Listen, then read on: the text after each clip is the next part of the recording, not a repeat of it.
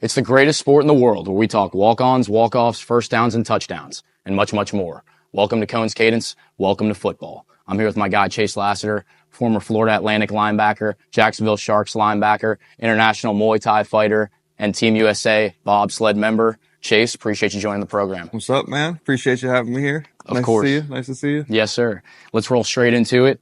Yeah. I think I already know the answer to this, but for the people at home who don't, walk them through what's going through your mind when you're sprinting full speed at the quarterback with nothing standing in your way. Man, well, you should see money bags. You shouldn't think anything at all. And if you do think something, it's probably don't miss, and then you will miss. So I say, man, just don't think, man. You know, run through them. Run through them. I got you. Yeah, I know this guy was trying to kill the quarterback, take his head off every single time he saw him. And so rolling into it, walk us through your recruiting process out of high school, from your offers at Charlotte and Troy to your decommitment at the University of Michigan to getting recruited by Auburn, and why you ultimately chose FAU, a smaller group of 5 school. Yeah, man. Complicated. So I would say like my first real legitimate offer was Michigan, was Jim Harbaugh.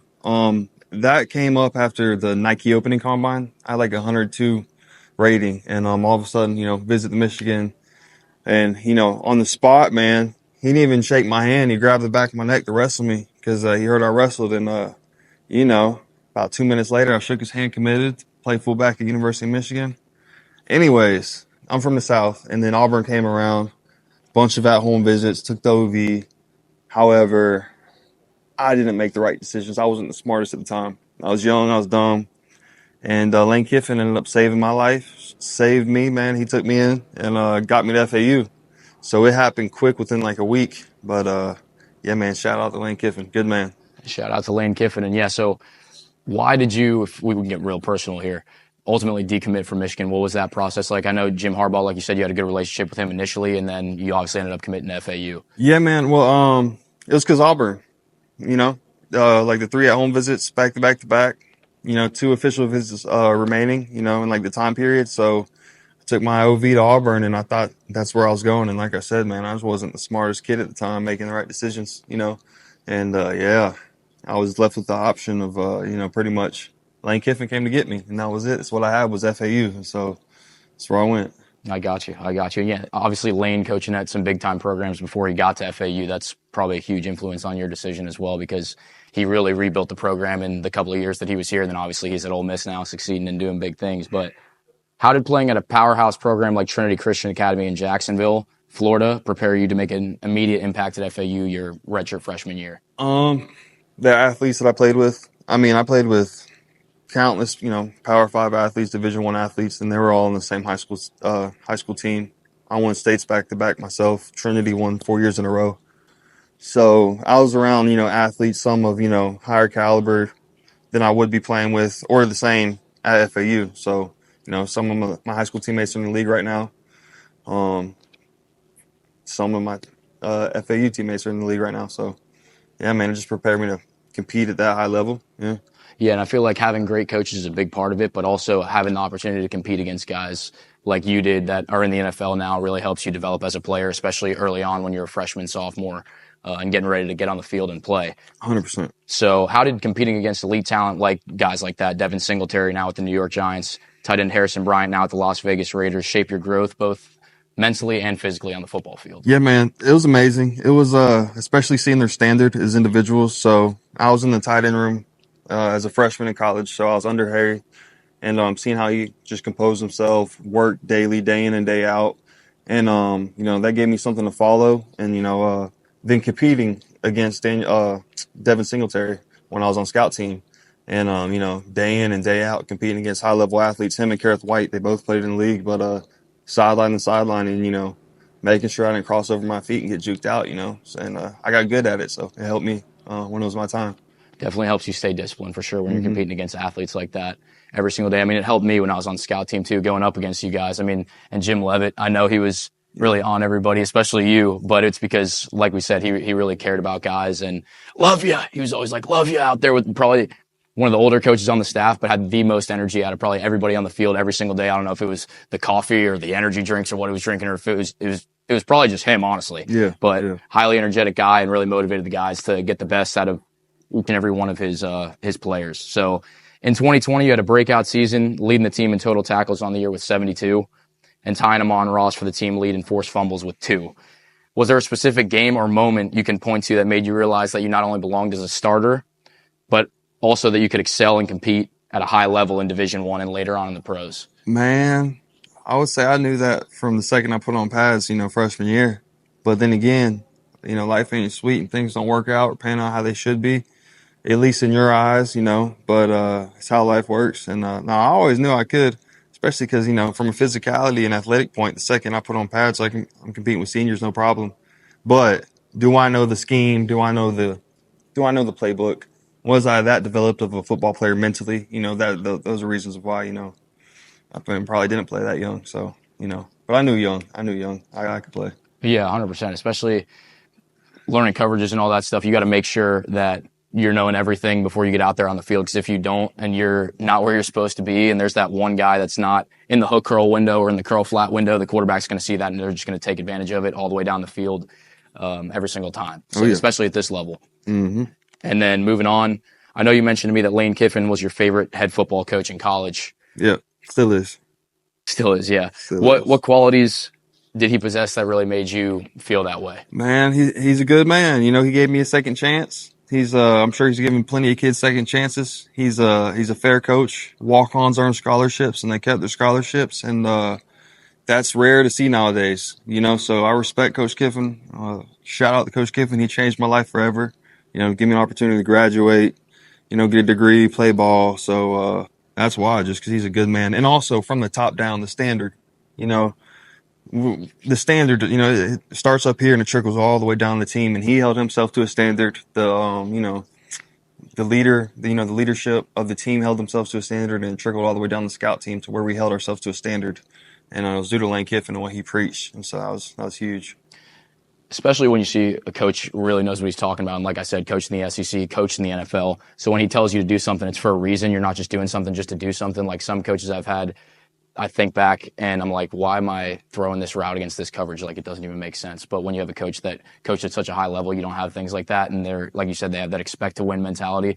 They set the standard for the entire team, the strength coaches, because you know how big it is having the strength coaches because they're so influential. They're with you guys 24/7. 24/7. That's 24/7. I feel like people that don't know the game as well don't really realize that. In college, the strength coaches are with you 24/7, especially in the spring, in the summer, before you're even in season. Yeah, in season, you still have lifts too and everything like that. And shoot, even in season, you have guys that aren't traveling. Not everybody travels when you're playing college football. So those guys are doing additional lifts during the week and making sure they're prepared to eventually travel and eventually play and help the team in any way they can. The strength coach is such a huge role in the college football team. I mean, they're essentially like the voice of the head coach because, they're there year round. And, they make huge impacts on players' lives and the team as a whole. The standard they hold themselves to as they go through conditioning, etc.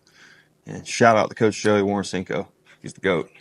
Yeah. I mean, he was. Shout out Coach Joey, man. Good man. I remember just in terms of not even the lifting part of it, just their organizational skills. Oh, yeah. I remember I was like scared to be late. Like I was like, I don't want to be late. I see these guys rolling. As a freshman, I get out here. There was one day I remember where we had a developmental lift. So a lot of the young guys, maybe some sophomores and whatnot, but we get to the lift. This is like 6 a.m. in the morning. We get there and there's like 5 guys not there because they take attendance every single day. They're making sure everybody's locked in, ready to go. 5 guys didn't show up. And he's like, all right, we're running for an hour. Oh, yeah. Everybody get outside. Oh, yeah. And I was like, we're not going to run for an hour. It'll probably be like 15 minutes. They'll teach us a lesson. Nah, we were out there running for an hour. And and then for the guys that didn't make the times, there was an assistant coach standing at the line. Oh, yeah. And they would call you out if you didn't make the yardage that you had to make in a certain amount of time. So they'd yell out the name, write you down. And then after everybody finished running, we'd have a huge circle of everybody. And they'd call your name, you'd sprint to the middle, and however many reps you missed, the whole team would be doing up down. So it's basically holding everybody accountable. And forcing a standard. Forcing a standard, 100%. Mm-hmm. And I think Coach Joey G really did that. Mm-hmm. And after several seasons at FAU, you transferred to Eastern Kentucky. What initially led for your decision to leave FAU? Man, so we had Coach Taggart, and he was there the same year, but new defensive coordinator, what was his name? Stoops? Stoops. Yeah. Okay. So look, so we had Jim Leavitt. Jim Leavitt had left, and we had Mike Stoops. The defensive coordinator, Mike Stoops, came from Kentucky.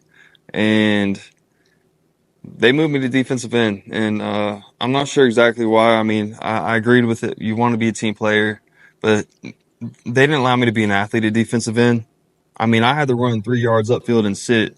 And I remember one time against Georgia Southern, like I spun or lost contain, but I had a great TFL, and I got taken out for 2 drives. And man, that was a joke, man, especially being as dominant of a player as I was. I mean, snap for snap. It's yeah, that's why I left. They screwed me. 100% they screwed me, put me at defensive end. Mike Stoops. Yeah, dude was we had so much of a better defense with Coach Levitt.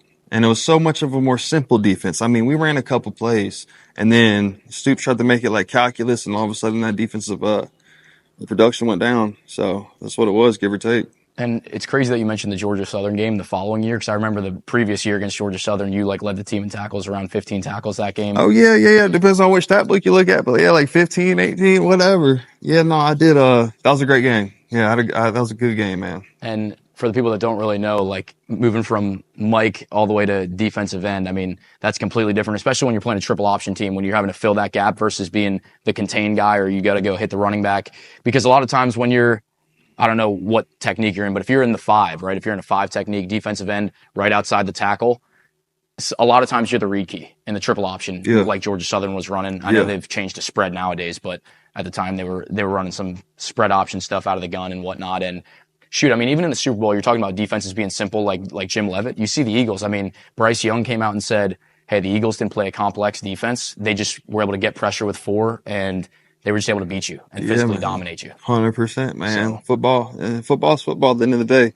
You don't got to make it too complex. So, but yeah. Yeah, and I mean, when people talk about Mahomes and the Chiefs dynasty, speaking of the Super Bowl, and I feel like a lot of these analysts get way too caught up in the moment right now. They're like, oh, Brady never gets blown out like that in the Super Bowl, whatever. But it's like if Mahomes goes out next year and wins 3 out of 4, like he's still going to be in that conversation with Brady. I still like Brady as the greatest quarterback of all time. Yeah. But that's the thing with any quarterback. If you can get pressure with 4 and it just drops 7 guys into coverage, I mean, you're not going to be able to win the football game.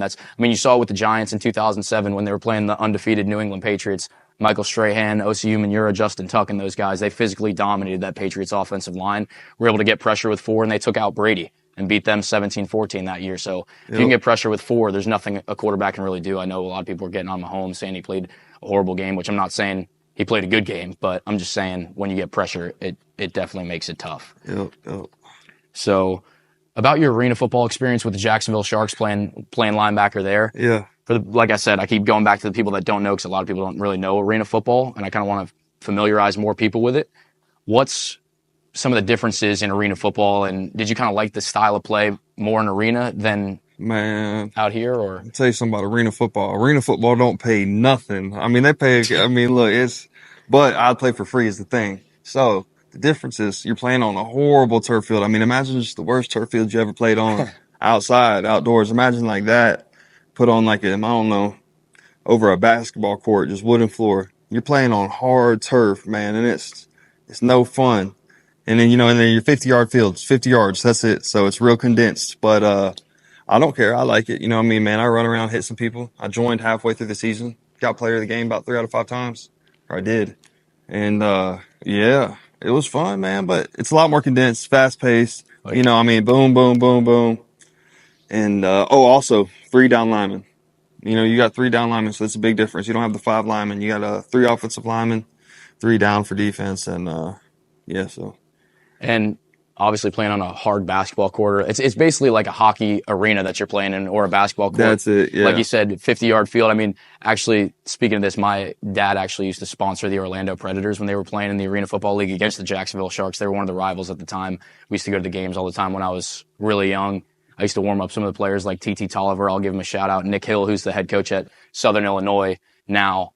He was playing quarterback, lefty, really athletic, could throw it around, and they had a good team then. But I just remember those experiences, and growing up around arena football, it's definitely a unique experience. Oh, man, it's fun. Yeah, it's fun, man. It's fun hitting somebody. And you could really influence the younger generation, because I feel like a lot of young kids really go to those games too. 100%, man. It was fun. Like, the games were fun. They were way more than I expected. They're packed out. You run out with the spotlight, and a lot of kids too. It's a good time. Oh, yeah. Little fireworks going off. It's awesome. It's fun, man.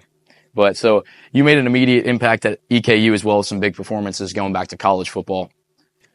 What were some of the challenges and adjustments you had to face from being 1.8 miles to the beach here in Boca Raton, Florida at FAU to moving to Richmond, Kentucky? Well, honestly, that was probably like the most peaceful year of my life. It was just me and my animals, driving off road, hanging out in, the creeks and whatnot.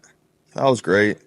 But, I will say, never sell yourself short. I downgraded the program for no reason at all, and I'll never do it again. But I had a great year with my animals, and that was a good year of my life for that. So, yeah. Yeah, and I mean, the grass isn't always greener on the other side for those transfer portal guys, for sure. Mm-mm. I mean, even if you don't like the situation that you're in, really evaluate and say, is it going to be better if I leave? Yeah. So, in your Instagram bio, you mentioned that you're the last of a dead breed. What does that saying truly mean to you?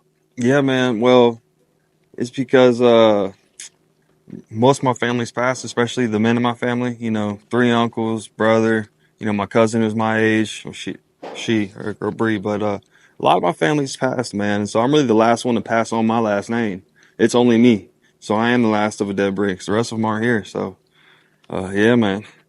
Yeah, I mean, especially obviously that carries some weight right there when you want to provide for your family, especially in the future and whatnot. And you want to continue to live on that name and live on that legacy. So obviously that's going to be a big part of your life. And I know you're going to do big things in the future, especially continuing to play in the indoor football league and whatnot, and with all the other sports that you're playing that we're about to touch on right now. So along with football, you've competed in rugby, Muay Thai, and went through the Team USA bobsled selection process, and you're still going through the USA stuff. Which of these sports did you enjoy the most, and did any of them have noticeable similarities with your football training? Man, I loved Muay Thai the most. That's my dream. I want to go back. I want to go fight again. I want to fight for Tiger Muay Thai in Phuket, Thailand. Biggest Muay Thai gym in the world. I mean, it's amazing. I was out in Phuket for 4 months. Overstayed my visa like 26 days, man. It was wild. I relearned every life lesson that I learned in college out there, and I want to do that again. But when it comes to training wise, it's way different because that's an individual thing. You have to hold yourself to that standard without the, like, let's say you got to roll the entire field for missing practice. If I miss practice, it was on me, and so I have to hold myself accountable. That was the difference. What else? Rugby. Rugby's very similar. Very similar. I mean, when it comes to practice every day out on the field, you're running, you're covering distance, it's hard work, you're getting physical. But still the structure isn't the same. And then lastly, bobsled. That's it's like timing for a 40. It's like your pro day work. So every time, it's a peak time every time. And I'd say bobsled's like just pro day prep. And yeah, so they're all different, but they're all fun.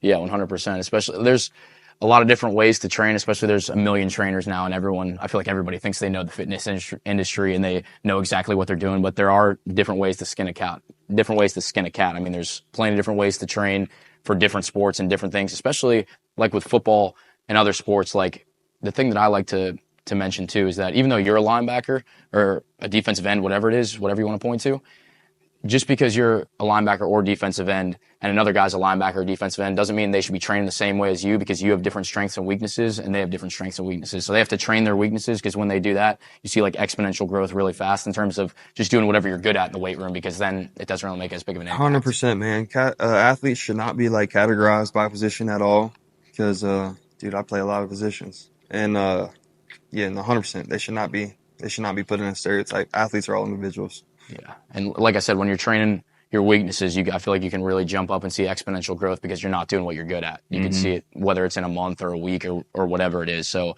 moving on, who do you think was the funniest teammate from your time at Florida Atlantic in Eastern Kentucky, or shoot, even with the Jacksonville Sharks? And what's the most hilarious moment you can point to from your college football playing days? Tim Bonner, hands down, no question. Tim Bonner, that's my boy, man. He's hilarious, man. Like, what's happening with you, man? What's happening with you, Tim Bonner?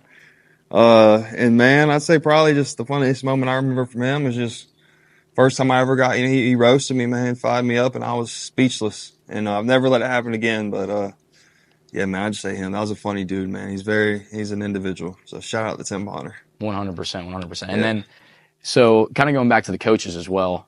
Obviously, we talked about Lane Kiffin and touched on him, but what do you think was the biggest difference between his structure and Willie Taggart's structure? And then I know you weren't here for Tom Herman, but what do you think is the reason why Kiffin succeeded and ended up moving on to the SEC versus guys like Willie Taggart that's not he's actually coaching with the Baltimore Ravens. Shout out Willie Taggart, running back coach now coaching Derrick Henry.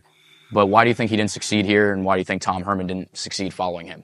Man, Coach Kiffin is a different standard of coach. Willie Taggart, man, when he came, I literally witnessed the standard that was built up over 3 or 4 years with Lane Kiffin. And I watched it get built up, and with the first year we kind of still had it because of the senior players, but after that, man, it was gone within a year, and we went from a conference championship team 2 out of 3 years to just didn't win. I think like winning half our games, and that's like I said, the standard top down. Lane Kiffin, he held everybody to a standard. Our schedule was a schedule. Times never changed. With Willie Taggart, we're gonna have our schedules getting changed. They're going to text us all of a sudden to come in for film at 6 and change it. No, we don't have it anymore. Oh, wait, no, we do. And it was just lack of organization, lack of standard from the top down. And I literally witnessed the culture of a program, be built up and then taken away just from a coaching change. Yeah, so shout out to Willie Taggart for that. So correct me if I'm wrong too. I feel like from what I heard from some of the guys, because I was here with Willie Taggart, I didn't get to experience Lane Kiffin, unfortunately, at all. So I heard Lane was really, everything was in the morning. So by the time it was noon, like everybody was done for the rest of the day. You could kind of prep for the next day, study the installs, get what you got to get done with school, and then you're ready to roll. So you're kind of done like halfway through the day, but not really, because you had to continue to study for the following day. With Lane Kiffin, it was all business. Training rooms open at 5 a.m. If you got to be there at 5 a.m., you're there at 5 a.m. And you get it done. We were done every day. 12, 1 o'clock if we have a bad day, if we have mistakes, if we have extra conditioning. That'll be the only reason. But other than that, we got everything done every day. And then that left you all day to be a college student, go to class and get your work done. And it was much better. It's a good system. So I don't know, if you're a grown man and you're showing up to work, wake up early, get up at 5, and don't make the hard choice. Don't do what Lane Kiffin did. Don't do it what Taggart did. Yeah, and I feel like time management, like we kind of touched on, time management and organizational skills are extremely important, especially when you get into business, because Lane Kiffin, like you said, done by 12 or 1 o'clock, and then Willie Taggart, sometimes we're coming back, 5, changing schedules. Yeah, 5 or 6, and that's no knock on Willie Taggart. He's doing great things with the Baltimore Ravens now, but I mean, just in terms of that could be part of the reason why he didn't really succeed. And then in terms of the day-to-day operational stuff, like you're talking about the culture, because I obviously wasn't here, like I said, for Lane Kiffin. So what are some things like day-to-day that you noticed that were different? You were just like, man, this is so different. We need to change this or step it back up when it came to Willie Taggart. Man, like I said, the time management. Picking up trash, you walk by, there's never a piece of trash left out. The small things, the details, just truly the details of things. And that was different, man. That was different. And it was never the same. And I know I keep touching on time management, but the efficiency is huge too, because yeah, you could wake up at 5 a.m. Yeah, you could wake up early, but if you're not efficient and getting stuff done with the time that you're using, then that's really important too. Like going back on Taggart, we would be practicing out there for 30 periods, like 2.5, maybe even sometimes 3 hours. Everybody would be dead. And it's like these guys, especially during the season, you want guys to be able to recover. Yeah, you want to be able to get the reps in, but it should be like I said, I heard with Kiffin, it was probably like an hour and a half long practice, but it was super efficient. You guys were flying through things and everything was getting done really fast. So that's another huge difference, because you don't work smarter, not harder. I feel like a lot of these kids, especially playing football, they try to think, oh, more is more. I have to train like 5 times a day, do this, and that. It's like, no, you just have to get the amount of stuff done in that one session that you just need to get done. You need to maximize it. No, 100%. You do need to work hard. Look, I'm telling you, work harder than the man next to you, no matter what. But don't, there's no reason to kill yourself. Yeah, exactly. Like sometimes working harder is working smarter. Yeah. Like when it comes to healing, 100%. There's situations for everything. Like taking care of your body, that's different. But when it comes to work, I do believe in hard work. Oh yeah, 100%. You got to work hard, and you got to outwork the person next to you for sure, especially in practice when coaches are really watching, really in everything that you do. But the biggest thing that I'm trying to emphasize is the efficiency with that time. 100%. So having been in the transfer portal and playing your final year of eligibility at EKU, what advice would you give to other players who are in the portal and who are thinking about entering it during this time in NIL of college football? Okay, don't sell yourself short and have some patience. It was like the second year of the portal. I was in there for not even 2 weeks, and I had a poor mindset, man. Everybody thought I needed to get a master's degree. I thought I did too. Off rip, Cal, South Carolina, Boston College, they all hit me up, but none of them would take me that spring, and none of them would pay for my, master's the following spring. So essentially it was a fall scholarship to play fall ball. And EKU, man, got a brand new 3-bedroom house, come on with my, year and a half scholarship. They laid it out for me. And but I took the easy route, sold myself short, biggest regret of my life. I would never do it again. I ended up playing, like 5-6 games at the school. I balled out all conference, but I downgraded the program. I downgraded when it comes to coaching staff. Everything was that place was somewhat of a joke. But yeah. So I just had my buddy Bryant, Hawaii running back, who just declared for the 2025 NFL draft on the podcast previously, as you guys know, and he jumped from Division II to the University of Hawaii, obviously Division I, Group of Five. Yeah. So what's that difference like in terms of playing in the FBS level and the FCS level from FAU to EKU? When it comes to athletes, I mean, I would say so. FAU, of course, being in South Florida, the skill athletes were, there's more of them. But then again, you go to FCS and they had a bigger line. Like the line at EKU is bigger. I'd say the biggest difference was just how things were handled when it comes to like, our facilities, and then just like the handling of the injuries. I was expected I had my shin bone pop through my ankle joint, and I was expected to practice on that to play. And, with Jim Levitt, if I was beat up, he said, hey, no, man, rest for the game. So there's a big difference in how I was treated as an athlete. And I would say that was that's what I noticed. Yeah. So you think like Jim and guys like Lane, they really cared about you off the field too? Guys that have been there and that have made it and have been at that level, they know what's good. They know, hey, like, look, this man can play. We're not about to make him run in through the dirt to make him play when he just helped us win the game last week, and then they had that mindset at EKU. Like, they literally wanted me I couldn't walk, and they wanted me to practice all week to play, and it just didn't work. So I missed half that season, my senior year. And, Stay in the portal, wait it out, and know your worth too. Don't leave, because the grass ain't always greener. It is not always greener. But if you know your worth and you know you will find a new home, then wait it out till that good home comes to you. Especially in terms of, because more people that play a big role in the football team, it's not even just the strength coaches or the coaching staff, it's also the people in the training room. Because when you get injured, it's not necessarily the strength coaches that are helping you through that. Yeah, they are, but it's also the training staff. So what would you say about the training staff here versus at EKU, and then even with the Jacksonville Sharks? Like, what would you have to say about that in terms of injuries and recovery? Oh, well, I mean, at FAU, it's the best, 100%. I mean, it's not always sweet. It's not always how you like it. You may have to work on something that hurts, but then again, motion is medicine. And so they all want good for you. But I'd say FAU definitely by far had the nicest, treatment facility. Go D1, man. Go D1, and it's nice. In general, you'll get taken care of. So, or if not, you'll have the facilities you need and the equipment you need to take care of yourself. 100%. And I feel like sometimes with some injuries, depending on how it is, sometimes you want to be moving around, you want to get some blood flow, and then with other ones, like a pulled hamstring or something like that, you got to get off your feet and recover a little bit. But looking back, what are some of the biggest lessons you learned from your journey playing college football, and even in your life? Like, you talked about some of the off the field issues that you had. Obviously you don't want to go too in depth, but if you could talk about some of those and how you persevered and faced that adversity head on and got through it. Man, well, life ain't sweet, but you can't sit back and complain about things. All you can do is just keep going forwards and looking for new opportunities, and they come, man. I mean, I keep getting opportunities left and right, and I keep taking them, and they go somewhere. I fought a Muay Thai fight in Thailand, on a day's notice. I made Team USA. Never thought I'd be on Team USA. I'm about to go to Switzerland next week because of Team USA. Never thought I'd play football again after a year off. Got a call or an Instagram message from the Jack Sharks to come play ball. So, and I'm still playing ball for the IFL, or the IFA. So, International Football Alliance. I had OTAs last month, and I'm playing running back now. So, just check it out, IFA. Any opportunity, man, they're there.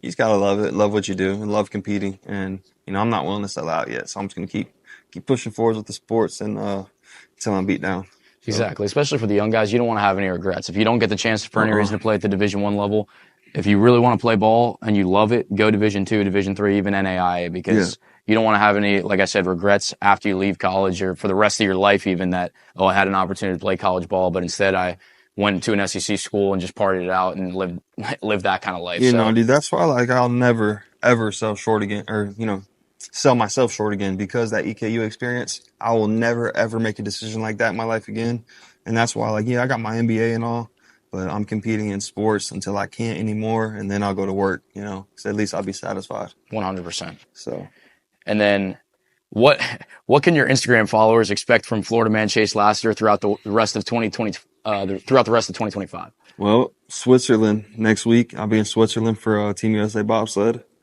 And other than that, excuse all the spam. I got monetized, so I had to try to run it up a little. But probably I won't be posting as much, man. I don't got nothing to post. I gotta work on myself, lock in. So I'll have a good year.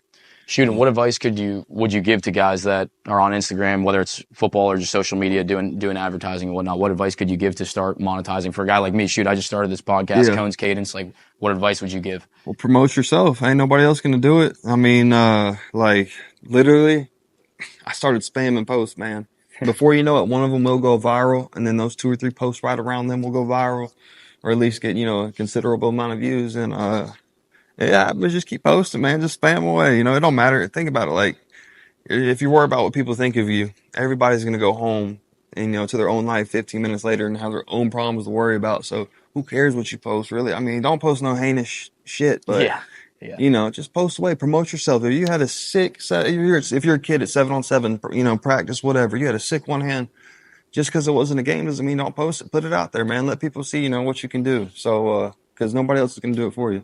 Yeah, and I feel like social media nowadays, sometimes people are like artificial, aren't really themselves, but like really just be you on social media. Don't try to be anybody else. Don't try to be this superhero special person. Just be you, because especially when you start gaining more followers and you go viral, people won't keep following you if you post stuff that you didn't really have that made you go viral in the first place. So, for example, if I post something just crazy that I don't normally post right now, just because I'm trying to go viral instantly, people are going to continue to expect that if I go viral off that video, and it's not going to be what I continue to post, and then I'll start losing those followers.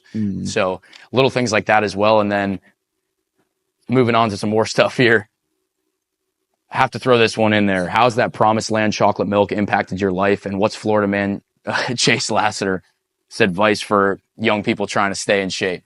Man, yeah, it's so truthfully, probably about 70 to 80% of my calorie intake is from chocolate milk. I mean, literally, it's crazy, but I've done it for years.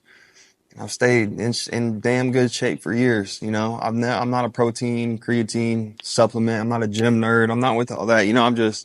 I think getting outside in the sun, playing sports, having fun, whatever it may be, go play basketball, go kick a soccer ball, go hit a baseball. It don't matter. Go walk at the beach, be out in the sun and drink chocolate milk, and you will be strong. I'm telling you, man, like, pretty sure.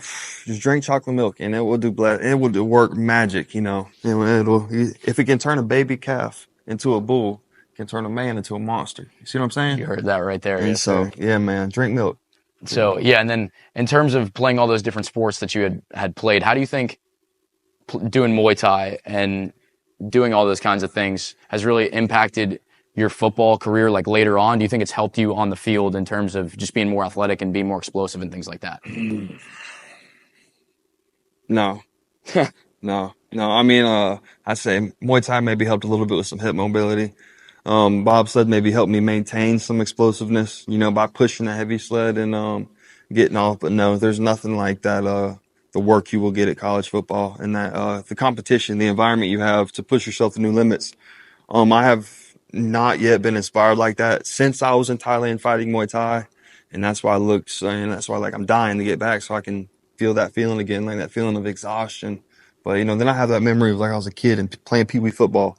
And it's just like my helmet's like a pillow laying in the sun, and it's why I do it, because man, I love it, man. I love that feeling, and no, Muay Thai, it'll give you that feeling, it'll give you that push, that I'm getting off track, but No, you're good. You're yeah, good. man, I miss it, man. I love it, dude, and that's why I want to go fight again, because yeah. So speaking of playing Pee Wee football, do you think? Can you point to a moment where you were like, okay, this is for me. This is why I started playing football right here? Nah, dude. So like I was always good, I was always, playing Pee Wee. I was always a running back. So I was a good football player, but I never loved sports. I never watched sports growing up. I played like yearly. I played 1 year on, 1 year off. Junior high, I played 1 year on, 1 year off. Yeah. So I never knew I played football. I loved animals. I like Steve Irwin, but my dad told me, he's like, son, you will be a top recruit in the nation. You're going to be this big, this tall, this heavy at this time. And he was right, man. By the time my sophomore year came around or whatever, I was, 6'2", 220, and I was doing what he said, and before I knew it, #2 in the nation on ESPN for fullback for Michigan. Yeah. And no, things like that are huge too, especially going back to what you were just saying about how your dad believed in you and he saw it really even shoot before you saw it. I know you always really believed in yourself and had that confidence, but having people around you that expect you to be excellent and hold you to a high standard, whether it's in football or just in life, I feel like that is huge because at the end of the day, you are kind of who you hang out with. I know that's kind of a corny saying, no, that's but real. That's it real. is real, especially man. just being around different groups of people and different experiences in college football and shoot, even throughout my work life and whatnot. I feel like that is huge to keep in mind, especially for you young guys. Surround yourself with people that want to be excellent, hold you to a high standard, and don't be like, man, he's disrespecting me or anything like that. He's trying to hold you to that high standard and continue to make you better, whether it's in life or in football. 100%, man. I hold a lot of people or try to hold them to a high standard, but I can't. Nobody holds me to it. And that's what Jim Levitt did.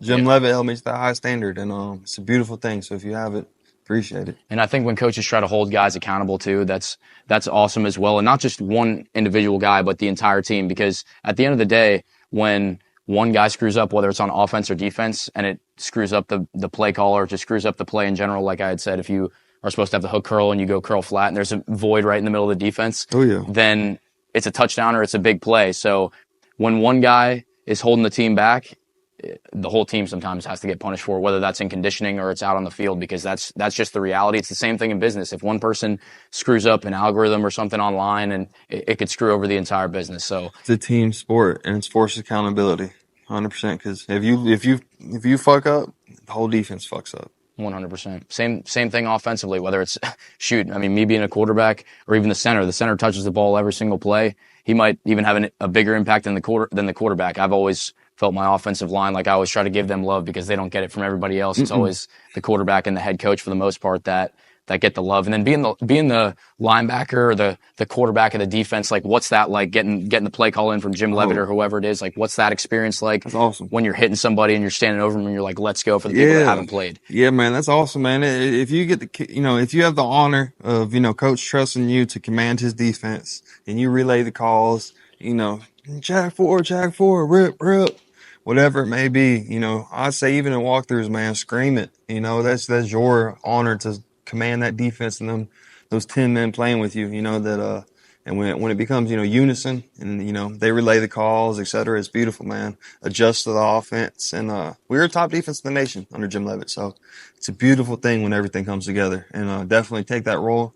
If you become that linebacker making those calls or just to play call of the defense, take it with honor. And, yeah.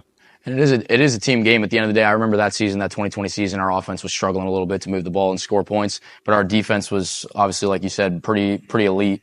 And for the guys that only, even in high school, just play one side of the ball, some guys play both sides of the ball in high school, but I feel like you really have to, if the offense isn't scoring points, it's like you can't get on them and be like, man, you guys suck. What are you doing? This and that. Like you have to be able to motivate them and pull the best out of them versus like just getting on them even more, because obviously they know they can't move the ball down the field, but just say like, hey, we got you guys back. Like I know you guys are struggling this game. We got you. You just got to find a way to get 3 points or just one touchdown and we'll hold the team and shut them out. I feel like that's kind of the aspect that we had that year a little bit with you and Amon and Leighton McCarthy and some of those guys that were playing that 2020 season. So our defense was loaded. And like you said, you being the leader, whether it's a Mike linebacker, a safety, a quarterback, or a wide receiver, somebody that the team really relies on every single day, every single game, like Chase, you got to bring that energy daily, because if you don't, everybody kind of reacts off of you, whether you're the running back. Like if you're a quarterback and you just walk out there, you're stumbling out there like, hey, we're going to go, shout out John Gruden,